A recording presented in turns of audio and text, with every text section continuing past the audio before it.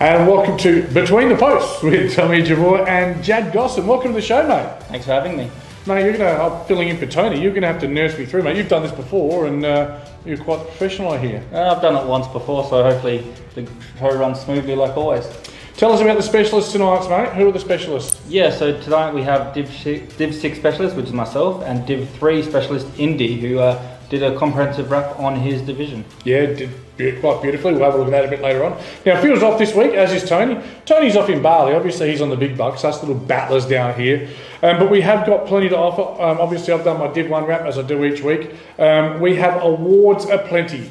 Adelaide Footy League, really, I tip my hat. I don't have a hat on, mate. I tip my hat to all the different goals and marks of the week, mate. And, the player of the year, the roll of the dice, they're all there, mate. What's your favourite thing about footy? Mine is the high-flying marks. Love a high-flying, mate. Well, I was a goal sneak, mate. I'm not that sneaky about it. I just sit in the goal square. We've, of course, got goals and marks of the weeks. Now, do you ever have a punt, mate?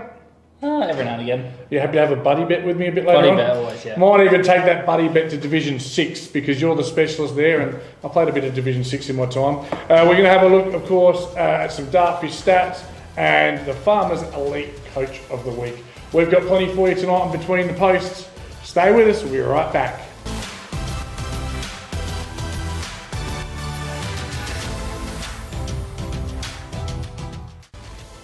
Hello, boss. Nice to talk to you. Thank you. It's Good good to be smile here. on your face. I didn't think you'd be bringing a smile in today. I'm very happy after the weekend, Peter. It's been a great week. Mondays are always a bit easier when you win. So Yeah, but then if I had been able to sneak out there at three-quarter time and work out what was happening, what was the message that was delivered when your mob was scratching around? we did. We had to throw the magnets around a little bit.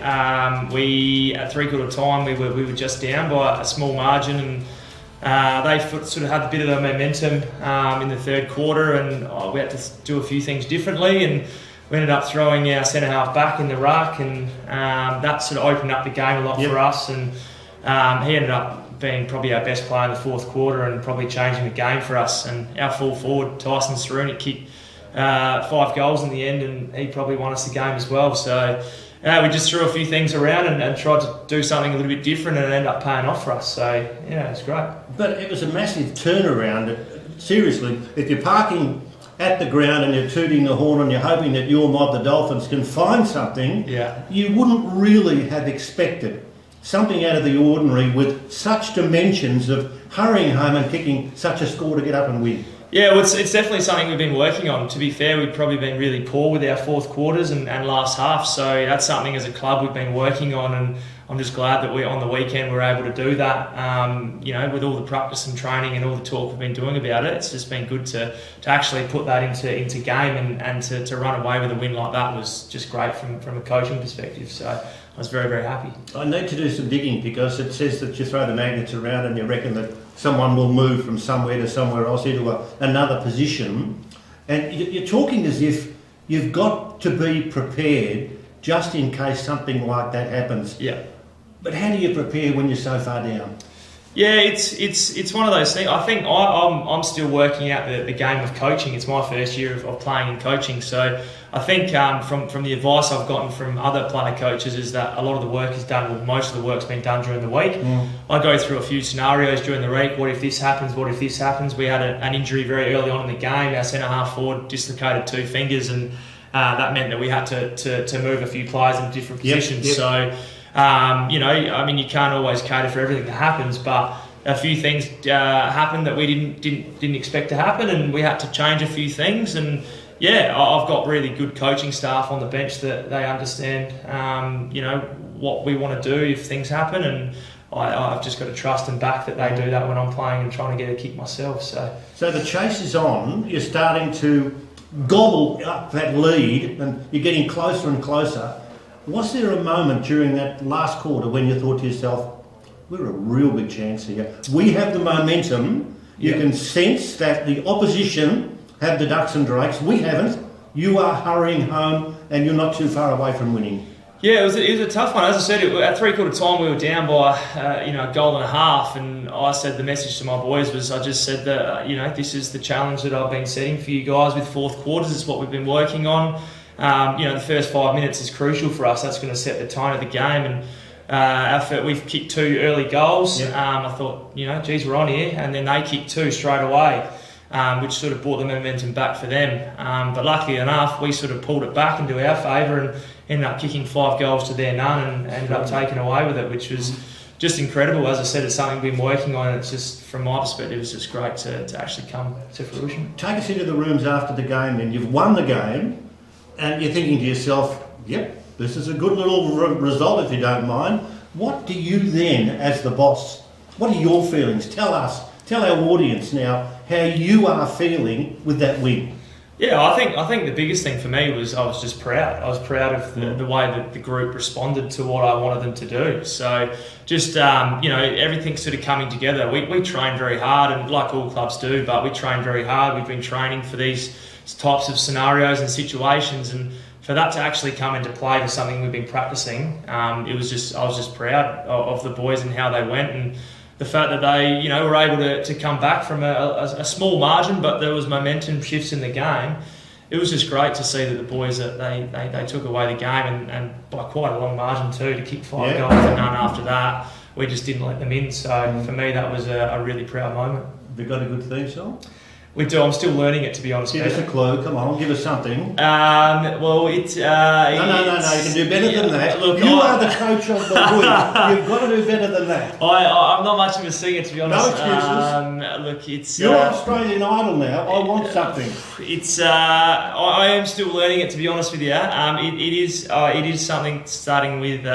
cheers, boys, and then it flows on with working through talking about the brothers. You're going to feel pretty good too if you get a win like that. If you're tasting that victory, the next one. I'm not saying it's going to be any easier, but the feeling of hey, we're able to come from behind. I'm the coach of the week.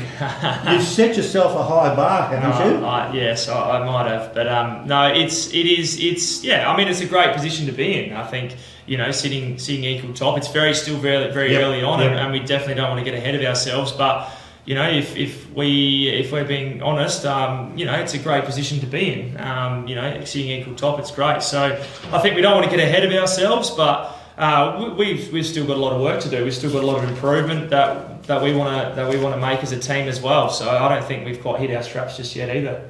No, well, you'll be getting the energy that will be surging through now because you've got that victory. Yep. And I also think what will happen is, around the troops, there'll be more supporters. And they'll be getting to you and cheering you, and it'll be the taste. And I'm sure the taste will be good. Yeah, it's a great feeling. Winning is what we play, in my opinion. We love winning and celebrating it with our mates and our clubs. So, yeah, for us, winning's important, and that makes everyone happy, which is a great thing, isn't it? So, true, very true. Now, what you do is, you didn't just come in here to walk in and talk about yourself. We've got here some wine for you. Now, can you read out what that means? Do you drink wine at all? I do love wine. Yes.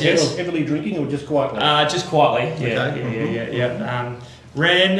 Random show. Is that how we say it? I'm just watching you read it. Random show. Yeah, that looks like a shot to me.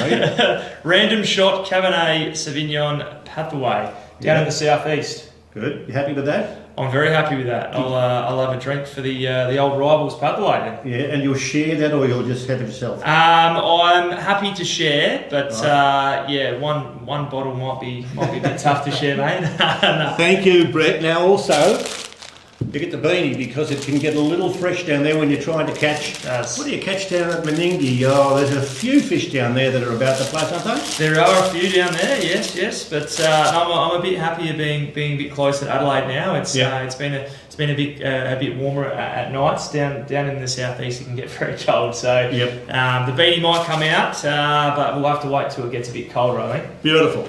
We're going to give you some thongs in just a moment, but what I will say is, in this program that we love being involved in, we are lucky to have people of your ilk who give of your time and talk about football.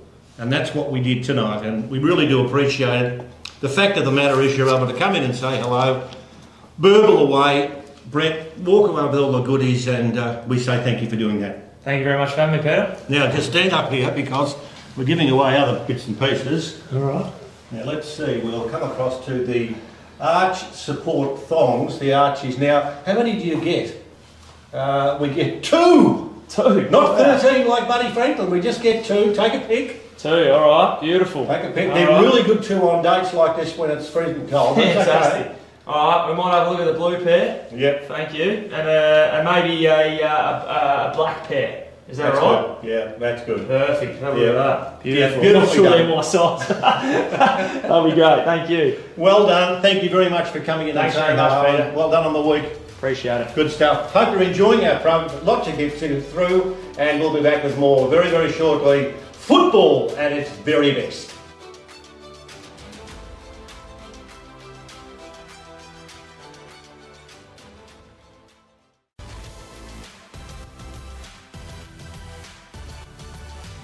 And welcome to the Division 1 wrap with Tommy Javor. Round 5. 5's the lucky number because it was 5 out of 5 for me on the weekend. That's right, I got them all right and I'm going to tell you all about it. First up, let's have a look at our stream team game. As we always do, it was our match of the round. It was Broadview taking on Tea Tree Gully at Broadview Oval. And in the end, Broadview 10-5-65, fell 12 points short of Tea Tree Gully 10-17-77. Our player focus on footage is number 18 from Tea Tree Gully, Big Blake Tickets Penny. Okay, major goal scorers, Josh Spence. Kicked 3 for Tea Tree Gully in a real cameo effort in the second half, whilst it was a brace for Mackenzie and O'Leary from Broadview. Just on that man, Tickets, 27 disposals at 78%. The reason he's the player on focus is because he was, of course, best in ground, which we'll come back to, and he does take home a range of awards. 27 touches, 29 hit-outs, 5 clearances, 5 frees, a spoil, a smother, and he neighed at me in the interview. That's right, he neighed like a horse. Never had it happen to me before, probably never have it happen again, but it was entertaining. Let's have a look at our award winners. Of course, you'll be having a look at the photos of them as well. The first one was the TJ Award, the Archie Thongs, and that went to Tyler the Thug Martin for his defensive efforts. In my opinion, defenders don't get a lot of awards. Really happy with his game back there. The Moseley Voucher Best Team Player for an incredible work rate across the day was Cody Tape, young fellow wearing number 10. Did a great job all day. Really busted the pooper. Our Neomorph Mouthguard Player of the Day, and that one was awarded by Phil, not by Phil, sorry. It was awarded by Tony and myself, and that was Josh Spence. Cometh the man, cometh the moment. He bobbed up with 3 consecutive shots on goal for 2 goals won, 3 in total. He actually made the difference with the margin just being that 12 points. And our best on ground New Balance voucher and Dartfish Beanie award winner was that man Blake Tickets Penny, number 18, a dominant display in ruck, and it was no doubt he was clearly the best man on ground and was awarded as such at his club. So looking at the Roll the Dice Player of the Year, 1 vote, Cooper O'Leary, Broadview Football Club, and Broadview came back, and they were down early by 30 points. When they came back and nearly headed the gullies, it was O'Leary's run that looked really damaging. He was able to link up a lot, did a great job. 2 votes, Logan McKinnon Collins. He went into the ruck to try and combat Blake Tickets Penny and had a lot of touches around the ground. Really valiant, strong effort. Again, got best at the club, and Blake Penny, 3 votes. Final comments about the game. Tea Tree Gully too strong. Probably an area where they might just clean up a bit. Gave away a lot of 25s and quite a few free kicks. I know they were pretty disappointed with that. So if they want to knock off these top 3, something they'll need to work on. But they do look a very dangerous team. Watch out for the Gullies. I think they're a top 5 lock. The stats that matter. Broadview, 40 more tackles. The inside 50s, Tea Tree Gully 44 to 29. So 12 more scoring shots to the Gullies. Unforced turnovers, 20 to 43. Hit-outs, 30 to 18, speaking of Penny's dominance. Let's have a look at our next game now. It was Port and Brighton. We all thought Port are back. They should win this quite comfortably, being at Largs Bay. But it was tight. It was goal for goal all day. And in the end, it was Port District 11-14, 80. Brighton 12-7, 79. Our player in focus is number 23 from Port District, Louis Sharrod. He had 23 touches at a phenomenal 91%. Great efficiency there. He took 6 marks, laid 3 tackles, and in one of the most unique statistical anomalies I've seen, he was involved in 9 free kicks. One player involved in 9 free kicks. He had 4 frees for and 5 against. It's a lot of involvements in the frees. Let's have a look at the goal kickers. It was Kenny Carpenter, again hitting the scoreboard with 3 goal support, while Justin Evans did the same, kicking 3 for Brighton. The Dartfish stats that matter. Port, 10 more inside 50s, so probably, and it's reflected in the scoring shots, having 6 more scoring shots, but there was a lot of, and it's hard to say this, stunning statistical similarities. What that means is when I look at the Dartfish stats, they marry it up very closely in almost all departments except the ones I've mentioned. The only other difference was that Brighton had more tackles, 58 to 44. Again, that poor district tackling intensity that they had against PAC, which fair to say would be a higher credentialed opponent when they had 84 tackles, did drop off a bit, making it a very close game. Let's have a look at our Player of the Year votes. 1 vote, Justin Evans from Brighton. 2 votes, Jarman Segal from Brighton. And best on ground, that man from Port District, Louis Sharrod. At the middle school of Sacred Heart hosted PAC, and it was Sacred Heart 6-9-45, PAC 8-10-58. Major goal scorers for Shock, Colotto kicked 2, whilst for PAC, new recruit coming back from the North Adelaide Football Club, Tyson Brazel. He was outstanding, kicking 4. Player in focus is Chris Curran, number 5 from PAC. Having a look at Chris's game, he had 23 touches going at 83%, but his kicking efficiency was 94%. So sitting kick behind the play, he sets up so much of their play, that old sort of American football vernacular of a quarterback, that is his role. He had 11 marks, strangely enough, 7 of them were contested, 7 contested marks. It's quite a day out for Chris Curran. Having a look at some of the other Dartfish stats that matter, and the bookends are back. That's probably the thing that stands out for me. Curran at one end, Brazel at the other end, all of a sudden, everything they've already got in between, PAC once again look a force. They had 41 more touches, 12 more marks, 42 more effective kicks. You can't let a team like PAC, who's so deadly by foot, have 42 more effective kicks. Shock had 8 more turnovers. They did have 8 more tackles, so they worked hard and they had 5 more frees. Let's have a look at our Player of the Year votes, and it was 1 vote. All of these went to PAC. 1 vote to Cam Wildman. 2 votes to Tyson Brazel, of course, a former 2021 Team of the Year SANFL rep. So he's just left North Adelaide. It's a lot harder to play SANFL footy than it is Div 1, and the extra time constraints in the body, it's going to allow him a little more time to play footy with his mates, so we wish him all the best. And Chris Curran, that man, best on ground. Let's have a look at our next game on page 3. The score of the game was St Peter's 13-10-88, Old Iggy's 5-7-37. Major goal scorers, Charlie Allen kicked 5 and Brett Russell kicked 5 for the winners, whilst Jasper Davis kicked 2 for Old Iggy's. The player in focus is Charlie Allen, number 59 from Spock. He had 25 touches going at 80%. He had 8 marks, laid 5 strong tackles and kicked 4 great goals. Having a look at the Dartfish stats that matter, well, it's damning for Iggy's. 119 more touches for Spock. You can't win a game. I say it each week. If you have more than 100 touches more than the opposition, they're not going to win. 103 more effective touches, again, damning. The inside 50s, 43-26. Just quickly, the votes. Ed Allen from Spock with 1, Ed Colley from Spock with 2, and that man, Charlie Allen from Spock with 3. But then comes the late mail. The late mail is a permit breach has occurred. The points go to Old Ignatians. So Spock, who celebrated their first, well, you can't uncelebrate, they celebrated their first win of the year, are now back to the bottom of the table, winless, and Old Iggy's win their first game when I questioned where their first win would come from. Who would have thunked it? A permit breach. Congratulations, Old Iggy's, I guess. On to Goodwood and Glenunga, and it was Goodwood 7-8-50 to the Rams 10-14-74. A 24-point win to Glenunga. The score doesn't really do it justice though, because when I got score updates throughout the day, one of the score updates I got was Glenunga 6-11, Goodwood 4 points. Pretty damning there for Goodwood. A slow start, a 4th loss in a row. Player in focus on footage is Sam Parsons, the man they call the Snips out of Glenunga. He had 20 touches, 17 of those were kicks, and kicked a nice goal. The other goal kickers, or major goal kickers, Harry Prosser, who was the fastest man to get a black belt in South Australian history back in 2012, kicked 3. Tully Kennett kicked 2, and Bo Schwartz also kicked 2. For Goodwood, it was Rana and Clark, both with a brace. Having a look at the stats that matter, well, the stats that matter are when you let Glenunga out off early, they don't lose. That's the pattern they're showing. 17 scoring shots to 4 before half-time, the game's all over. Everything else is a moot point. Glenunga don't have a high volume of touches, but what they do is they play a strong, competitive, contested game. If they get on top, it's very rare they blow big leads. I've seen it only once in 3 years.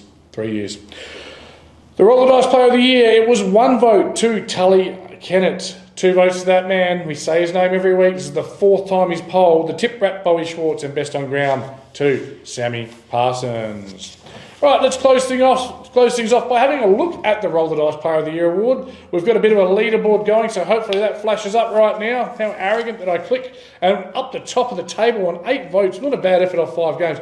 We've got Bowie Schwartz from Glenunga and Blake Tickets Penny from Tea Tree Gully. And on 5 votes, a host of players, including Alex McKay from Tea Tree Gully, Hamish Ralph from Broadview, and Andrew Bradley from PAC.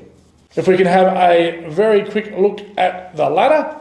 And the ladder, well, it changed today all of a sudden. I've written my notes and it changed. Glenunga undefeated on top 5-0. PAC and Tea Tree Gully both 4-1. Shock and Port 3-2. One of the reasons why I wanted to look at the ladder is because I'm saying it now and I'm saying it with confidence. I think the top 5 set. And I say this because even though 6th and 7th sit 2 and 3, if you look at the percentage of 4th and 5th, 64% and 55%, 6th and 7th are on 44% and 41%. I just think there's a gap, quite a gap between the top 5 and the rest. In 8th spot is now Goodwood on 1 and 4. Old Iggy's off the permit win 1 and 4. St Peter's yet to trouble the scorer. Very quickly, just I haven't done it all year. So looking at the goal scorers, leading the competition is Jaden Davis from PAC and Wellsby from Brighton. Right behind them is Colotto from Shock and Personos from Tea Tree Gully. Boy, can he celebrate a goal. All right, now the Stream Team van is actually going to Division 2 this week as we've got Indigenous celebrations, but I'll just have a quick look at the 5 games, starting off with Brighton and Shock at Brighton. Shock at top 5, Brighton are not. How can I tip anything but Shock? Old Iggy's versus PAC at Karen Rolton. PAC, how much? Spock versus Goodwood at Caterer. Someone has to win. Neither of them have won in quite a while. Of course, Goodwood winning in round 1, haven't won since. Spock won their first game and lost it. This one is a flip of a coin. I'll take Goodwood. Tea Tree Gully versus Port. Very, very tough game to tip. Port 3-2. Tea Tree Gully 4-1. This one, I've just got a gut feel. Port will be up for this one, and I think they might just pip Tea Tree Gully. And last but not least, from Webb Oval, Glenunga undefeated, taking on Broadies. Broadies showed really good signs on the weekend, and still a bit of room for improvement. You don't tip against the top team when they're undefeated. I'll take Glenunga. This has been TJ with the Round 5 Division 1 wrap. Thanks for watching. I'll be back next week.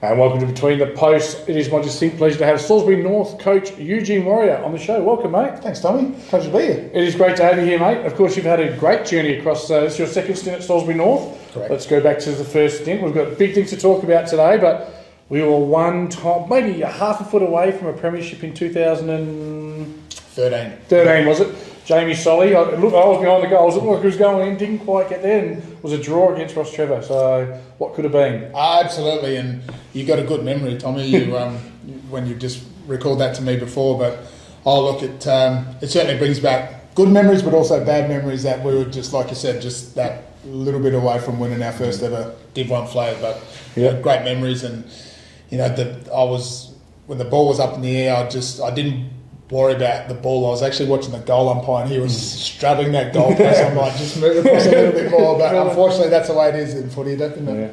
Of course, we're here to talk about Indigenous round, which we will get onto. But let's go back a decade again. And I interviewed yourself and Michael O'Loughlin for Salisbury North, playing against Henley for the Grassroots Footy Show. I think it was 2012-ish, maybe. Correct. A great day where Mickey came out and played. So there's always been a proud Indigenous heritage from Salisbury North, hasn't there? Oh, absolutely, and there still is today with a lot of Aboriginal Torres Strait Islander players that are playing in our senior men's footy and also in our women's footy this year, and then obviously through our junior programs we've got a fair few coming through, which we hope that will progress, and maybe one day we might see the next Gavin Wanganeen, Michael O'Loughlin come out of Salisbury North and grace the AFL fields. Let's hope so, mate. Now, behind the scenes, in the off-season in particular, there was a bit of a catchphrase at Salisbury North: if we're going to be a Div 1 club, we've got to behave like it. And a lot of people behind the scenes doing a ton of work to support you. David Hood, Damien McBride, Bo Green, all these people that aren't on the field that do work off the field. Simon Warner, simply outstanding in so many areas. And it transferred to on-field success. The juniors are going great. You were flying. And I'm not a journalist, it's butthole, but I wouldn't be doing my job if I didn't say you were flying, and then a points discrepancy, essentially. Clerical error? Yeah, there was, and It was a bitter pill to swallow initially, and then once we found out, what had happened the week on the Friday night before we rolled into North Haven, it was, we accepted it, we moved on, and we spoke about it after the North Haven game, and then on the Tuesday night leading into Saturday's game against Foss, we certainly addressed it and then just moved on from there. There's not much you can do about it. It is what it is, as they say, and I guess the silver lining is, I guess we sort of found out early on in the piece rather than potentially down the road if we were, given the way we were going at that stage, we might have been 7-8 wins, and then all of a sudden they say, thank you, we'll take those back off you. So, yeah, look, the sun comes up, as they say, and we'll just keep moving along. You're not alone. It happened in Div 1 today, mate, so it's happening everywhere. It can happen. But let's talk about why you're here, mate, and it is going to be a huge day. It's so huge they're taking the Stream Team van that I'm going to be in, mate, and I've been invited out by David and you, and I'm so excited to be able to represent the league at the Indigenous round at Salisbury North, mate. Tell us all about it, please. Mate, it's our second Indigenous round event that we've had. Obviously, last year was a pretty huge success that we played against Unley. We have basically starting from 10-15 the C grade. And this year, we've got the luxury of having 4 teams. We've got the new women's team that is in the competition. So, we've got the C grade that will kick off at 10-15, 12-15 for the Bs, 2:30 for us. And then the women play after us at quadruple 4:45, I think it is. So, it's going to be a massive spectacle in terms of, a lot of family and friends and players from both sides coming out to watch. Inside, we have an elders lunch, which we invite a lot of our Aboriginal community elders out to the event, and there's a free lunch for them. And we've certainly got some special guests this year. Wait for it. We've got the Premier rolling on in. I've been told he's on commentary with me, but I don't trust it. I'm not sure I can get him in, but I've been told. So we've got a few special guests rolling in this year, which is certainly good, and it certainly adds to in the world of reconciliation, as we say. It's certainly great that we have a lot of Aboriginal and Torres Strait Islander people coming out, but it's certainly great to have our non-Indigenous counterparts that certainly do a lot of amazing work and support what we're doing at Salisbury North, and kudos to the footy club for opening their arms up and actually saying we're certainly happy to have it, and given off the back of Michael and Gavin and Troy Bond and Shane Bond and Ricky O'Loughlin. There's some unbelievable statistics, and I'm happy to see it. All Salisbury North juniors, the Bond brothers, Wanganeen, O'Loughlin, Shane Tongery. Yep. 2 of those guys are Indigenous Team of the Century, is that correct? Yep. Yeah. And what was Hall of Fame. So I think between all 6, there's 801 AFL games, 7 All-Australians, 5 premierships, 10 medals. centuries, Brownlow medalists, Michael Tuck medals, AFL premierships at multiple clubs, SANFL premierships as well. So the list goes on, and they've certainly put Salisbury North on the map, and we're certainly grateful. And Mick comes and Gavin come last year, and we certainly love to have those guys around the club more often, just to show their face and show the young kids through that through hard work and perseverance you can get where we are. So we love having those guys around, which is great. Fantastic place, Salisbury North. If you haven't been there, of course, you've got the main oval and the secondary oval for the juniors as well, with the Auskick being run by Andrew Ross, really building strong foundations. But redevelopment is on the cards as well, isn't it? Absolutely. That is, I think, happening right now as we speak. Not right now, but not right now. But yeah, we're. I think they're about a week and a half into renovations, which is really good. And I'm not sure when it's certainly going to be finished, but I haven't seen the pictures of the finished product, but I've been told that it's going to look pretty chic. So I have no doubt it'll be outstanding. Get out and have a look. Put his fingerprints all over that one, mate. Look, I am alone on commentary on the weekend, so you're going to be busy, but maybe does Jed Pfeiffer, as he's your B grade coach, does he help you do assistant stuff? I think between all of us, I reckon we might be able to have a stint inside. Yeah, and look, if Gavin's available, I don't like those half-time interviews. I like letting the coaches go, but everyone's going to be welcome. Anyone who's anyone. Any of the Indigenous boys that want to come in, that'd be just tremendous. If I could, I'd love to just share some time with them and get their insights into a great club, a great community, and a great game, mate. So I can't wait till Saturday. I'll see you there. Oh, mate, absolutely. Thank you for having me. No worries. Pleasure. We'll be back with more after these messages.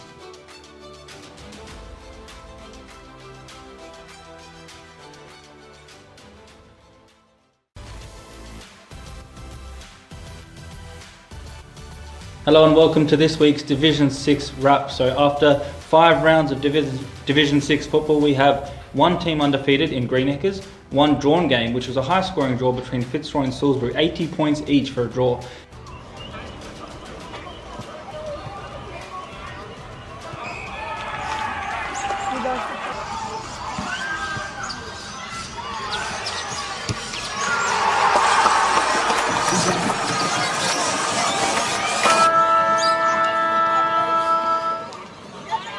We might have got this wrong.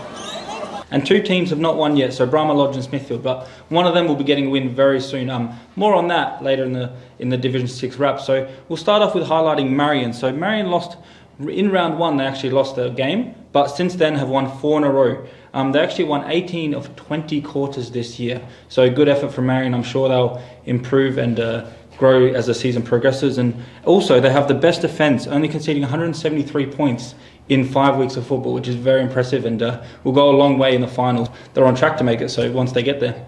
The other team to highlight, Greenacres and Adelaide Lutheran. So both of them were promoted from Division 7 last season and started off really well. Greenacres being the undefeated team and Adelaide Lutheran only losing 1 so far and really high up in the ladder. So for them to be promoted teams and moving up a division and shows the planning and how well they've prepared for this move up and the way they've recruited over the off-season. The other team, so St Paul's Old Scholars. They scored 60 goals so far this season, with 21 of those goals coming from Ben Lennon. So big shout out to Ben Lennon. 35% of their goals coming from that one player. He's a big part of their season so far, and a big reason why they'll try and push and escape the bottom half and move into trying to get final spots. So shout out Ben Lennon. I'm sure he'll keep kicking the goals. He's been smashing it recently. The other team, Central United. So Central United are in that middle ground, I'd say 3 wins, 2 losses, but they did beat Adelaide Lutheran in round 5, giving them their first loss, as well as Thomas Porter kicking 4 goals in that game, getting his total to 15 so far this season. So big congrats to Thomas Porter, having a good season.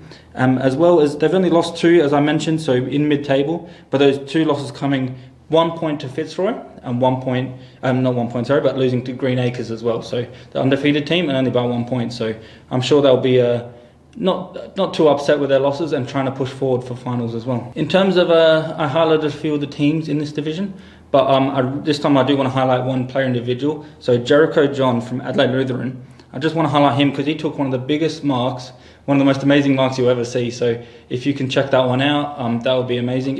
He flew, to be honest, and as he's a Division 6 player, and when I saw that, I said I have to mention him in this specialist wrap-up. He's been killing it. Not only, I think he's kicked 15 goals this season, which is a good effort, but also that mark is honestly could win Mark of the Year in the AFL at that level. It was a very, very good mark. And some key fixtures coming up. So as I mentioned, Smithfield, Brahma Lodge haven't won yet, but they are versing each other this week. So one of them will be getting their first win of the season. They'll be massive for them. And that also gives us another key fixture this week, Rosewater versus St Paul's. So they're both 3rd to last and 4th to last with 1 win each. And they'll want to win that one to escape whoever's winning in the other game, the Brahma Lodge and Smithfield game. So a couple of big games there. The other one is Adelaide Lutheran versus Fitzroy this week. Adelaide Lutheran coming off their first loss of the season against Fitzroy, who are both pushing for those final spots, and they're both really good strong teams.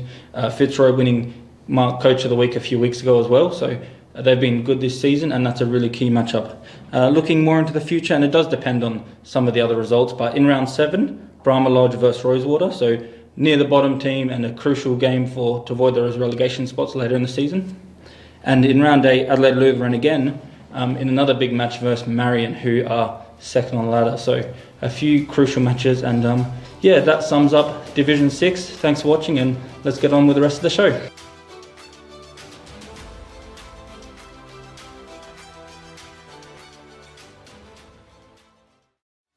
Welcome back to Between the Posts with Tommy and Jad, and it's that time of the night again. Look at you, wiki buddy bet. It's time to have a buddy bet, mate. Now, you're one of our eclectic assortment of journalists. We call ourselves journalists. We go out and call the games each week.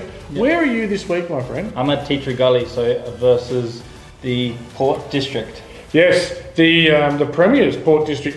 Now, I'm 4-0 up against Tony, so I'm glad he's off in Bali. He couldn't pick my nose with a long fork.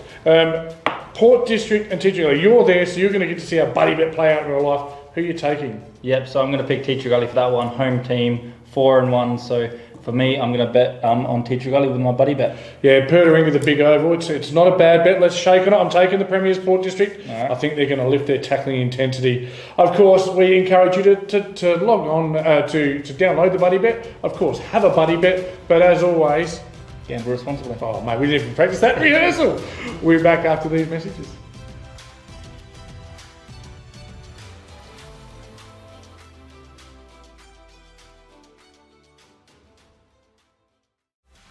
Welcome back to Between the Posts, where James, the producer, is doing some very funny stuff behind the camera, making it quite challenging for us. He's trying to keep us happy, mate, because we've got plenty to talk about. What are we going to talk about now, mate? Yeah, so Div 6 is the mental health awareness round. So mental health, of course, very important. And as we are a community league, you know, looking after the community, sport is a big way of doing that and a big way of, you know, portraying the message out there. And if anyone needs to reach out, don't be afraid to reach out. All those kind of nice messages in round 6. Yeah, love it. It's, of course, the 27th of May. Clubs around South Australia will be coming together to join the fight against mental illness, supporting our major partner, Breakthrough Mental Health Research Foundation.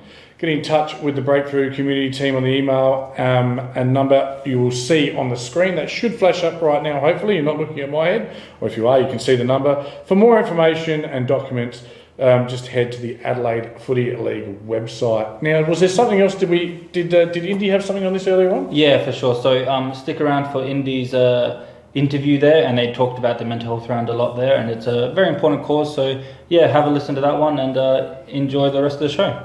Look after your mates. Do what you can to be proactive in this space, and footy's a beautiful vehicle to give you mental health. Let's make sure we use it the right way and get around round 6, May 27th.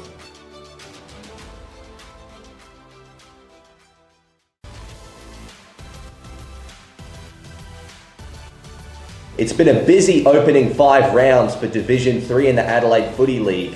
And Hope Valley, dominant, undefeated. You can tell that as well by the leading goal kickers. They have 3 of the 5 leading goal kickers in the competition, including Matthew Min with 23, Daniel Nose with 21, and Benjamin Carabot with 16. Liam Verity has 17 goals for the year, and Benjamin Bailey has 14. Of course, our top 5 BOGs don't actually consist of any Hope Valley players, but we got Jack Kelly from Scotch College, Steph Tahana from Gaza, Reese Jones from Gaza, Darcy Ginniver from West Lakes, and Mitchell Mead from Seaton. The leader for Hope Valley is Jamie Dowing, and you might be thinking why we're mentioning that name so much. It's because they're undefeated, 5-0, and without the help of a very useful AFL experienced player who we're going to talk about in a bit, but one of the best in the business for that team sitting beside me today is Adam Machado. It's great for you to join me. Thanks for having me, mate. So definitely feeling a lot of anticipation already, maybe towards the end of the year. Without getting ahead of yourselves, of course, you're 5-0, you look just as good as anybody in the competition, and you're already knocking down the door for Div 2 very early. Yeah, so obviously we had a bit of a sting last year in Div 4. Just did not show up for the grand final and got pieced up by Pembroke, so that stung a bit this year, and we took that into pre-season this year, and that was the one thing to focus on, was getting them back. So we didn't even anticipate being 5-0 and being so dominant, so we still got a lot more to give. Yeah, absolutely, and obviously that's all been done without the help of the AFL experienced player, 3-time premiership Hawthorn player Paul Puopolo. He did play 1 game for you this year.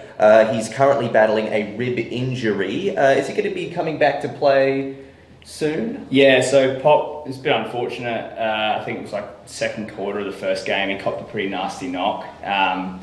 And it took the wind out of him real bad, so we didn't really know what it was, and he couldn't figure out what it was, so he gave it a rest for a couple of weeks, and he finally got an x-ray and realised what it was. It was a floating rib, so pretty unfortunate. He's really flat about that, but just having him around the ground and also around the club is just a massive addition, so it doesn't matter that he's not even out there, even though he'd love to be out there at the moment.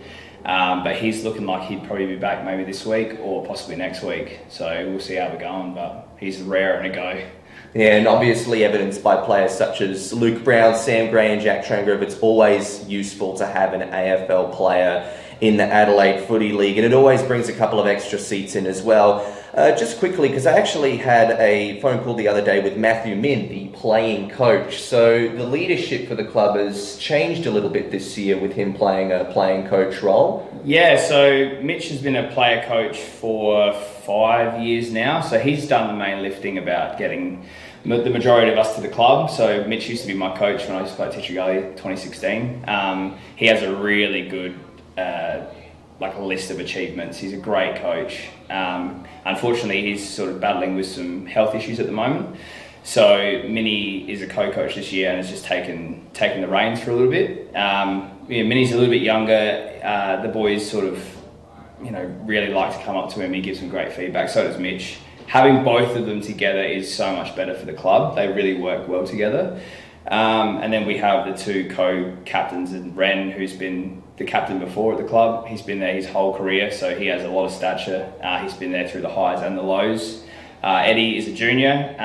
He went to Nord for a year and has come back, so his body didn't really like the Nord setup. And then I am co-vice with Ben Carabot, one of our leading goal kickers, and he's one of our young guns. He's really young, and yeah, we're doing really well. Yeah, well, you talk about him being one of your younger players, but another thing Matty Min mentioned to me is that you've actually introduced a lot more senior experience onto the list of recent. And do you think that's a contributing factor to your success early this year? I would say that is one of the main contributing factors to our success this year. So we picked up Big Princey and who else did we pick up? Bernoli and obviously Poppy. So they're massive ins.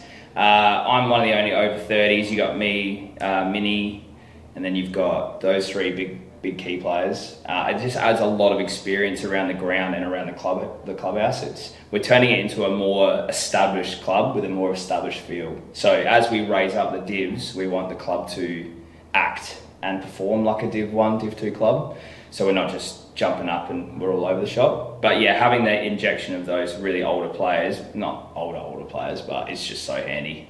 Yeah, it's great to be setting up for the future, of course. And, Paul Puopolo being one of the older players like yourself on the list, he's, according to Matty Min, he's kind of reserved himself to only speak when he feels like he's got something productive to say. He always gives his 2 cents without directly taking leadership or acting as too much of a tyrant, so that's very good, obviously. And what about yourself? Do you feel like you've become more of a leader for this club, being one of the older players? Absolutely. So I was in the leadership group when I was a bit younger for Teacher Gully, which gave me a lot of experience in the higher div leadership group. But this club has helped me grow a lot as a player and a lot as a leader. More so, the younger lads will look to me on field, which also helps me sort of rein in my intensity a little bit, because I can tend to be all over the shop, but I bounce off the other older lads as well, and collectively we tend to take the reins of leadership. But I mean, in saying that, the younger lads are starting to step up in leaps and bounds, so it's not just a big separation between older and younger, it's more so met in the middle now, and I think that's where our success is. So yeah, that's really great to hear. It's great to see Hope Valley dominating the competition in the way they are. Obviously, 3 of the 5 leading goal kickers, and nobody in the top 5 for best performances right now. But all things considered, that might be better for the club long term, obviously, not having that one-trick show pony type of system in place. And it seems like you've also practiced to be more adaptive this year. Yeah, for sure. So we come into the first few games. I think we did have a lot of headwind coming from pre-season. It's the biggest pre-season the club's ever had. We just thought we needed to take it to the next level, considering how we went last year. If we were going to perform really well in Div 3, we didn't want to come out sort of half done. And then the first couple games, we had 3-quarter performances, and it was one quarter was, a couple of the teams were coming in 5 to 7 goals. We were really losing that head of steam. So more so now, our focus is preparing, so self-preparation. So we don't need everyone. We need everyone to prepare themselves as best as possible. Can't just be one person or 2 people that always perform. Every single person needs to perform from the first contest. And the last 2 contests, we've shown that with 4-quarter performances and then these massive wins. So it's just, about everyone performing well. We don't need to have 3 or 4 best players. I reckon sometimes we're having about 10 players on the board that can be in the best. Well, Adam, 2 weeks' time, there's a big match coming up for your club, the Senior Players and Sponsors Day against Modbury. So do you consider that to be a big event of anticipation? That's the talk of the Northeast at the moment. I think, out of all the divs, everyone's looking to us, and Modbury are second at the moment. They dropped one against Unley, so it would have been really nice to get in a 6-0 versus 6-0 for the top spot. We've taken top spot now, so hopefully we can hold it up until next week, but it's a massive game. The buzz around the club's unreal for that game, so everyone's going to be up and about for that one. And of course, that will be in 2 rounds' time. But this weekend, we do have the Breakthrough Mental Health round. That applies for all of the divisions, including Division 3. So I've just thought maybe to talk about mental health and resilience and unity, more importantly, because you talk about the balance that your squad currently has, and that's definitely the best recipe for premiership success. Is there any particular player that you consider to be closer to yourself than any of the others? Obviously, they're all your best mates, but is there one in particular that stood out to you? Well, both of my closest mates play. It's one of the reasons why I came to Hope Valley. Ren has been a good friend of mine for like 8-9 years, and Minnie's been one of my best mates for 10 odd years as well. So having him as the coach, having Minnie as the coach and Ren as the captain's been great. But in terms of my mental health, I met Eddie O'Connor, our co-captain. I met him in Barham when we played there for a year, and he really helped me steady my head. And he is the same for the whole club. I would say, like, he's a sturdy ship that everyone looks to. Ren's really intense on the field as well, but Eddie just is like our go-to, and he's also my go-to. So whenever I'm feeling in my own head, which tends to happen from time to time, I go straight to Eddie and he helps straighten it out. So we have a very big emphasis on our mental health at the club. Yeah, and it's really great to see that you have good people around you to surround yourself with, particularly during those more demanding conditions and circumstances, both on and off the field. Well, thank you very much for joining me, Adam Machado. It was absolutely a privilege to have you here. Hope Valley definitely setting the benchmark right now for Division 3 football, as we've established. We're going to take a break, but congratulations to you and your club, and best of luck going forward. Thanks, mate. It's been a pleasure.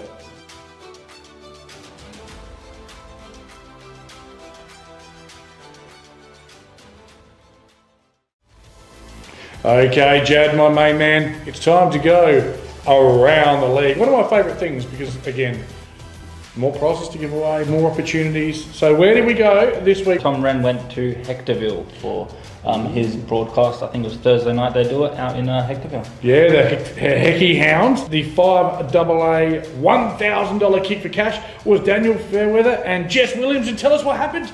Unfortunately, they did not get it. But I'm sure they were very close, and hopefully we do see someone get it throughout the season. Someone has to get it eventually. But bad luck, Daniel and Jess. You've got to be in it to win it. But you didn't. Now, our Powerade. Who was our Powerade award for best club person or club person? So yeah, this week it went to Joe Fidel. So he does a lot of work. I believe you told us more about Joe. Yeah, so Joe, you're so good. I'll even put my glasses on for you. Stay calm, ladies. Congratulations to Joe Fidel from the Hectorville Football Club for being nominated as the Powerade Ambassador.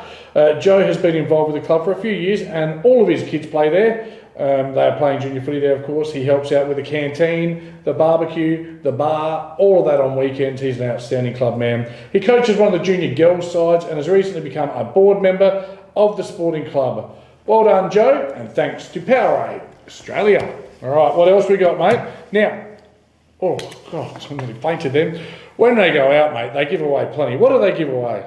Oh, they give away lots of things. Every week we mention it, but it's very good, and thanks to all the sponsors who help out at those clubs. So Villy's Donuts give 100 donuts out to the kids and even the big kids, the adults. Everyone loves donuts, why not? As well as SA Gourmet Meats, thank you to them, 100 sausages. 100 sausages, I go about 20 of them. Do you know, just off topic here, do you know what the record was for sausages eaten by that Sydney player, sausage they used to call him? Do you know how many he ate? No. Yeah, 42. 42 sausages. Yeah, fair effort. Yeah, the big mummy. Yes, in his larger days. But anyway, we're getting sidetracked because we should be talking about the Police Credit Union $500 cheque. And thanks to all of our great sponsors. Jad, hit our great sponsors, please. Yes, of course. Many great sponsors. 9 News Adelaide, Police Credit Union, of course. Village Bakery, SA Gourmet Meats, which we also mentioned earlier, West End, Powerade, and 5AA. 5AA. All right, brilliantly done, mate. Keep an eye on our social media for the next 9 News Live Club visit. The Police Credit Union $5,000 Kickstart promo, the JK Newsletter, rumours and stories. But mate, you're going to break the story right now. Where are we this Thursday night? So this Thursday night, Channel 9 and Tom Rand at Para Hills Football Club. The Big Red Roos down there on Bridge Road, formerly a Community Club of the Year. It is a wonderful place. People down there doing great things include Simon Brownlee, Brian Holmes is his name, and they're doing great things. Starting to really show some good form in Division 7, and their junior program just taking shape nicely as well. I coach one of their juniors at North Adelaide. So looking forward, get out to Power. I'm a local. I might head out there and have a sausage and a donut myself. Why not? Why not? Because I'm fat. That's why not. But anyway, all right. Thanks for joining us on Around the League. We're back after this.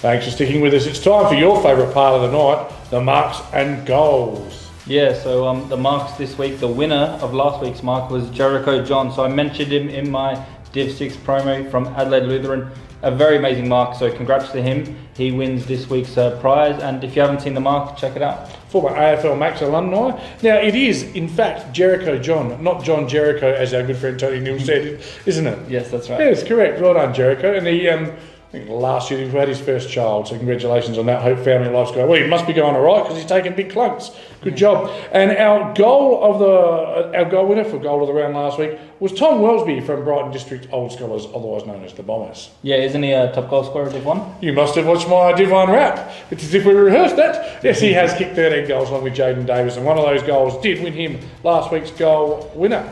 Here's the selection for this week's goals. Remember, the top 3 are on the Adelaide Footy League Facebook page. To vote, simply head on over to the page and cast your vote using the relevant emoji. What are the emojis?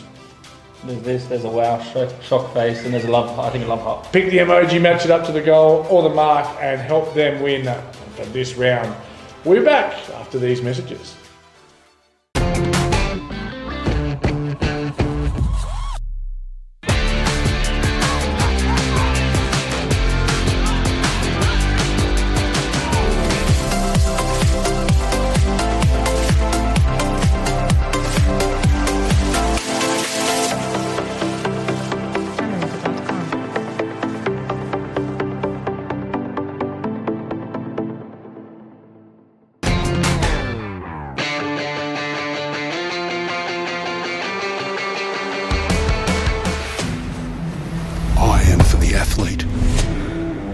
Competitor with the hunger to compete. I am for the one who wants to get in their opponent's grill.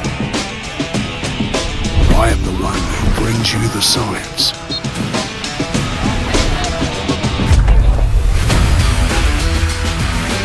I am Neomorph. I am your protector.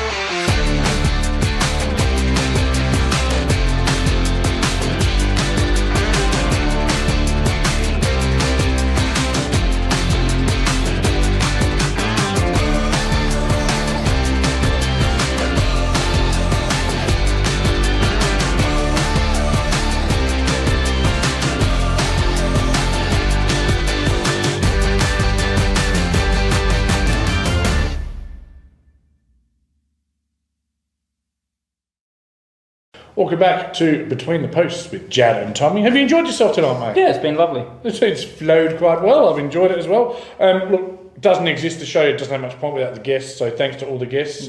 Yeah. The specialists, such as yourself and Indy, and well, I was on as well, which is great.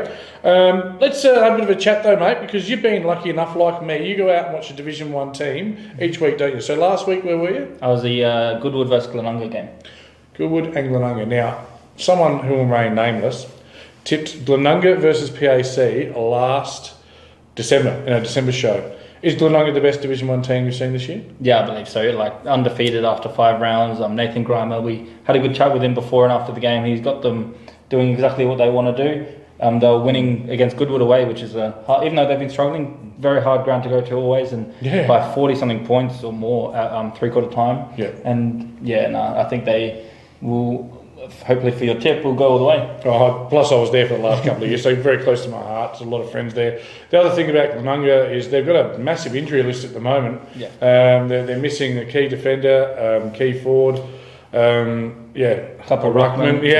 Literally both ruckmen out, one key in bed. I don't want to give away too many of their secrets because Nathan will stop talking to us. But they've got some players coming back, but they've actually got depth for the first time. Some might say last year's B grade coach built a bit of that depth, but that's neither here nor there. Where are you this week, my friend? This week I'm at Teacher Gully versus Port District. That's right. We did talk about that, and that 2 teams I've tipped to make the 5. So that's could be a very, very important, poignant, game shaping viewing there.